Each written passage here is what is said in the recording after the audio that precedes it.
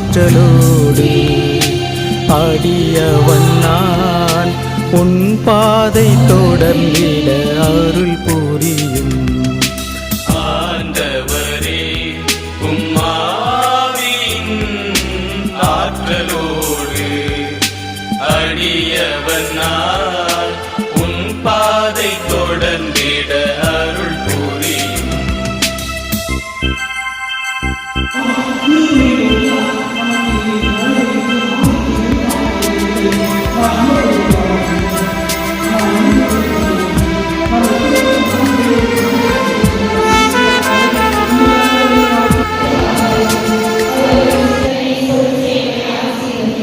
அவர்கள்